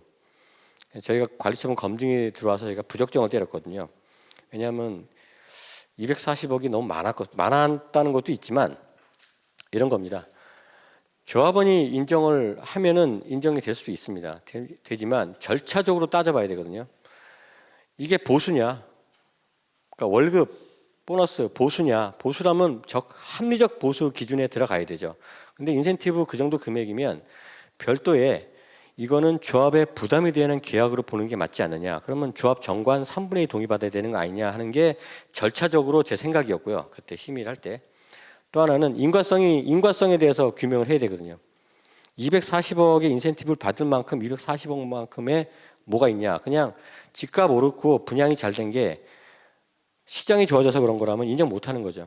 그래서 그런 사건들이 있었는데, 자, 그런 것들이 자꾸 보여지고 또 자, 위로 올라갈수록 국토부나 뭐 서울시도 마찬가지입니다. 이 사업에 어떤 현상을 보고할 때 뭘 보고할까요? 잘 되고 있고 평온하다고 보고할까요? 이런 건 보고 대상이 아닙니다. 어디 문제가 새서 사고가 발생했습니다. 둔촌에서 이런 문제가 발생했는데 조합 집행부가 이러한 의사결정을 해서 지금 큰일 났습니다. 이런 것만 보고합니다.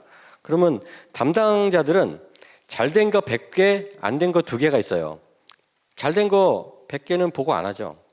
안 된 거 2개를 보고합니다. 위로 올라갈수록 그중에 제일 나쁜 걸 보고야 돼요. 그 윗단계에서는 나쁜 거 10개 중에 더 나쁜 거 2개 보고 하죠. 맨 위에 VIP는 어떻게 될까요? 다 나쁜 거예요, 다. 그래서 지금 저 약간 그런 거 이런 현상이 이렇게 되고 있어요. 되고 있는데 실상은 조합 굉장히 고생 많이 하고 그리고 굉장히 업무 잘하는 조직이 많이 있습니다. 그런 것도 좀 알아두시고 또 못하면 당연히 꾸짖고 견제를 해야 되겠지만 응원도 그만큼 해줘야 된다는 건데 그래서 실제로 자 지금의 많은 그 위에서 사업의 문제점이 조합이다 하는데 사실은 그거 아니에요.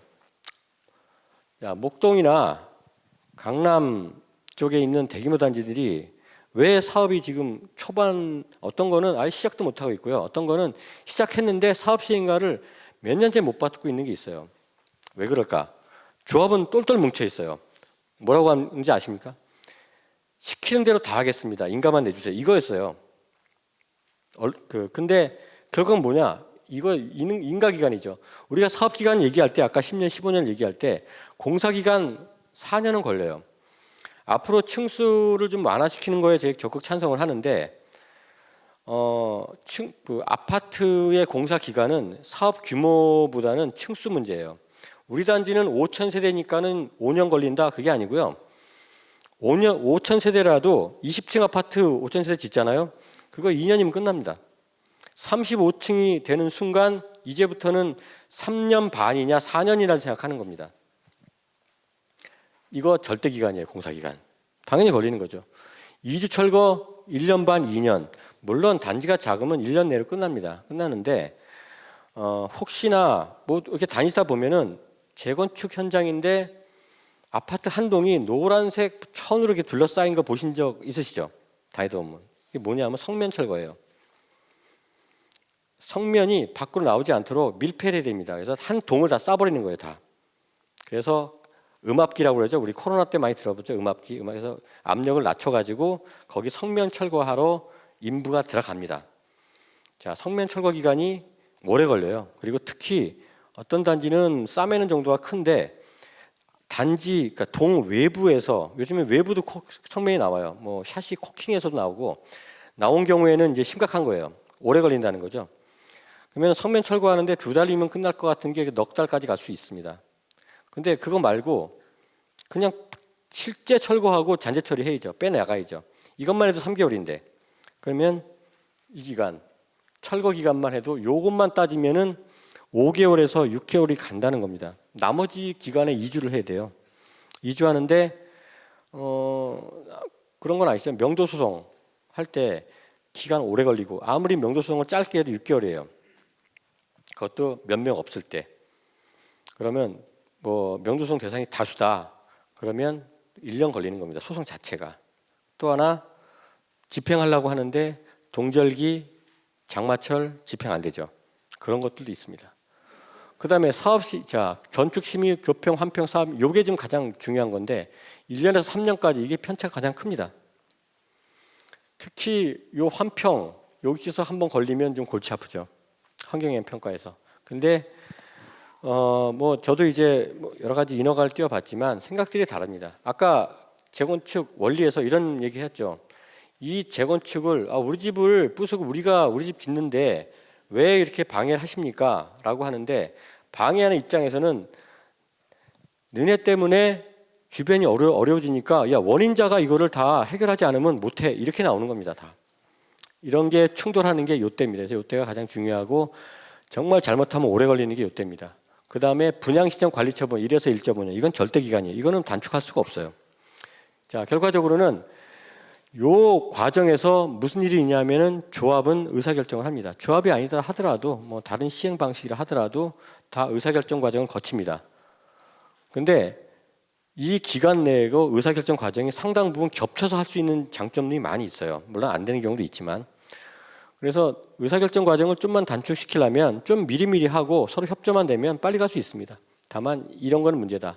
그래서 인허가 할 때 단축 방안을 좀 고민을 해 주십사 하는 쪽에서 이 페이지를 구성했고, 자 합리적 사업 계획을 통한 인허가 추진. 합리적. 자 만약에 인허가만 빨리 한다 그러면 쉬워요. 인가청에서 얘기하는 거 다 들어주면 돼요. 야, 30층 이하로 낮춰? 낮추면 됩니다. 야, 이쪽에서 도로 하나 더 내. 그러면 더 빼주면 돼요. 근데 그러기에는 사업성이 떨어지겠죠. 사업성이 떨어진다는 건 뭐죠? 돈을 더 낸다는 거예요, 조합원들이. 그래서 이제 합리적인 인허가를 통해서 추진한다. 인가청 간의 협조 관계가 중요하다. 왜 아까 인가청 얘기했죠? 어떤 상황인지. 사업 시행 인가부터는 협조 관계로 가야 됩니다. 싸워가지고는 될 일이 아니에요. 같이 동반자예요, 인가청하고는. 그리고 조합원과의 적극적 소통을 통한 불필요한 분쟁 필요. 요거는 이제 곧 다음 페이지에서 한 번 더 말씀드릴게요. 그다음에 일정 체크리스트, 협력업체 조직 운영. 40개, 50개를 건드립니다. 물론 다 40개, 50개를 업체를 다 한꺼번에 항상 거느리진 않아요. 근데 그만큼의 신경을 써야 되죠.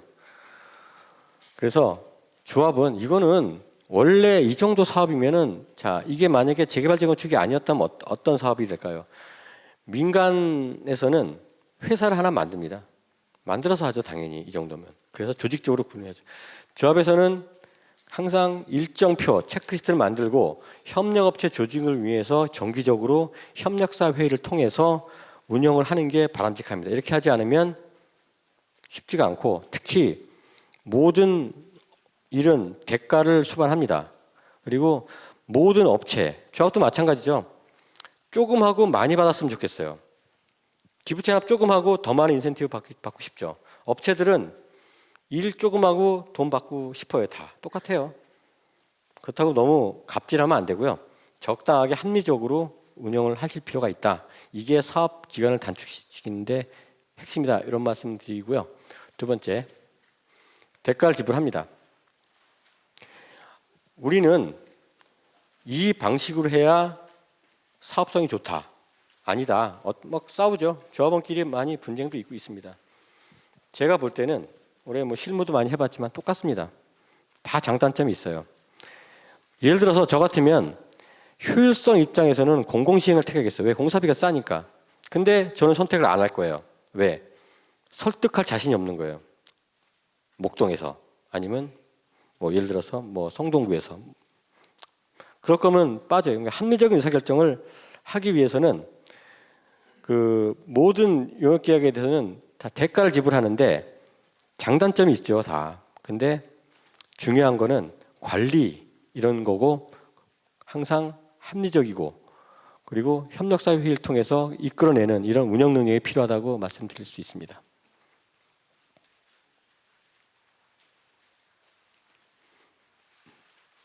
세 번째, 여기 표시 보시면요, 불과 5명에서 10명으로 구성된 작전 세력이 2000세대, 3000세대 조합을 뒤집을 수 있습니다. 이런 일들이 최근에 SNS나 뭐가 있죠? 뭐 카페는 당연히 어디나 있죠. 요즘에만 있었던 건 아니고 과거도 있었는데 실제로 저도 많이 몇 군데 제가 하는 현장은 아니지만 겪어봤습니다. 한 7명 정도가 다 그 중에 한 명은 거기 원래 소유한 분이 나머지가 다 사서 들어와서 나중에 집행부가 되고 다 되고 또 이런 경우도 있고 또 요즘에는 다른 케이스도 있어요. 일반 분양이 되는 시점을 노리는 분들도 있고 뭐 분이라고 하기엔 좀 나쁜 사람들이죠. 이 사람들은 5명 별거 아니라고 생각하지만 조합은 약점이 나올 때가 있어요. 그때 파고들면 조합 2000, 3000세대 이거 엎어놓는 건 아주 쉽습니다. 그런 피해 사례들이 속속 나오겠습니다. 사실은. 근데 알려지지 않았을 뿐이지. 이거를 막으려면 어떻게 되냐면 소통을 적극적으로 당연한 너무 구태의연한 얘기죠. 소통 적극 해라. 눈높이에서 해라. 근데 이게 진짜예요. 여기 계신 분들이 나중에 추진위원회도 이끌 수도 있고 또 관심이 많으니까 이 정도의 교육받으러 오셨으면은 나중에 내가 정말 책임감 있게 뭘 해보겠다. 조합 임원이 될 수 있어요. 근데 지금 앉아 계실 때 하고 앞으로 이제 1년 후에 조합 임원이 됐어요. 그때 하고 생각이 다를까? 전혀 다를 거예요. 여기 계신 분들. 저는 안 됐으면 좋겠는데 무수히 많은 사람들을 봤지만 다 달라져요. 그러니까 들어갈 때 다르고 나올 때 다릅니다. 그러니까 사람이 똑같아요. 저도 아마 그럴 거예요. 근데 그걸 바라보는 조합원 입장에서는 저 사람 변했구라고 생각합니다. 지금 이 교육 받으시죠? 교육 받고 또 일하다 보면은 이 업무를 알게 돼요. 어떤 분은 교육만 받고 집에 가잖아요. 이 업무 안 하면은 다 잊어먹어요.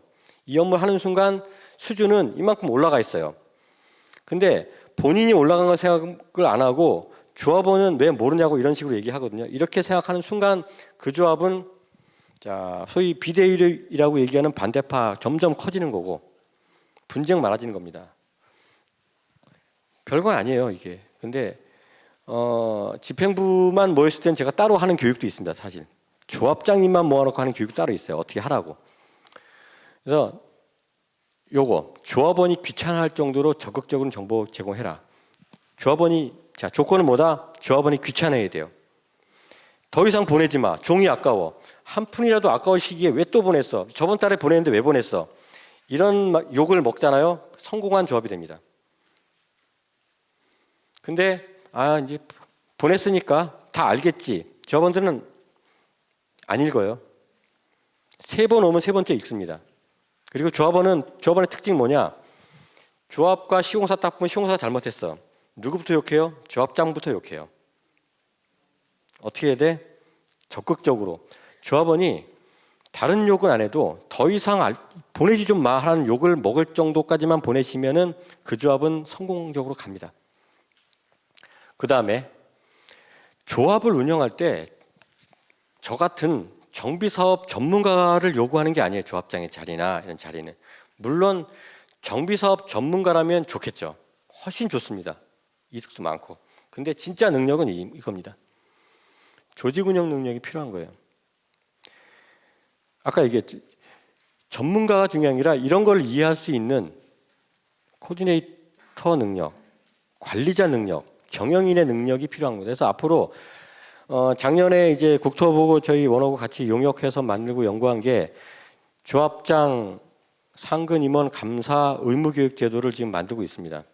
의무적으로 교육파. 그 중에 하나가 들어갈 게 이런 게 들어갈 거예요.